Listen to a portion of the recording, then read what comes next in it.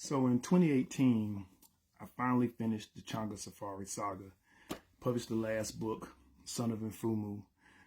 The other books had been collections of short stories and novellas. This one was an actual novel about Changa's return to his homeland to finally confront the sorcerer Changa, who stole his father's kingdom from him and sent Changa into exile.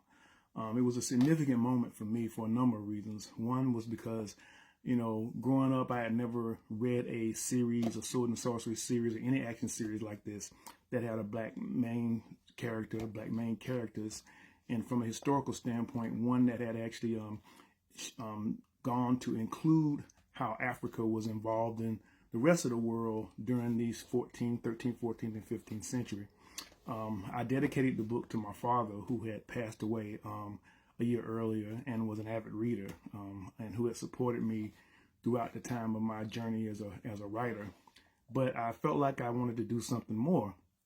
So a few years later, I got an idea of taking all the stories and combining them into one omnibus. And also over the years, I had collected a lot of different artwork. I had commissioned a lot of artists to do different images of Changa and his crew and stuff like that. So finally started working on it, went back, re-edited stories, went through the artwork that I had collected over the years and selected the ones I felt like best represented Changa, Panya, the Tuareg, and then the other characters in their journey, and ended up coming up with what I call the Changa Safari Special Edition. I had commissioned a couple of pieces of artwork from Canaan White, and if you're familiar with Canaan, he's an amazing artist. He's worked for all the different people, DC, Marvel, does independent work, and I had commissioned him a few years ago to do some, I say definitive artwork pieces for Changa Safari, and so I took those and I used those for the front of the book and for the back of the book. Now, my book designer, my graphic designer for my covers, Urias, he loves art, and he hates to put words and stuff on artwork that will interfere with the art. So he was like, look, let's just not put anything on these covers. Let's just show these covers the way they are so that people can really grasp the artwork. And that's what we did. And the result is the Changa Safari's Special Edition.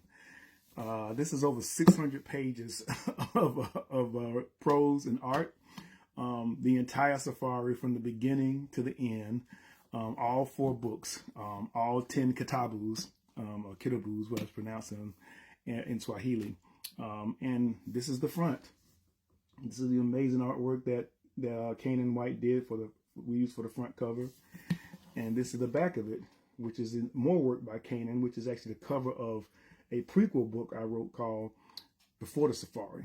So this book is only available directly from MV Media. If I was able to choose what my legacy would be as an author, this would be it. This book would be, to me, an example of everything that I wanted to accomplish as an author. As I said, it's all of the different stories and stuff. I even got the kitabus in there. And in the back of the book, I actually have artwork. Like, this is some of the original artwork that was done by one of the first authors that I worked with, one of the first artists that I worked with.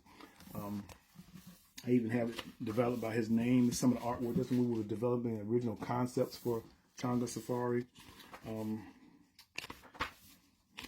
Here, Winston Blakely was the artist, and so I have sections with different artists that have done work on Changa. Like this is some of the artwork done by Stanley Weaver Jr.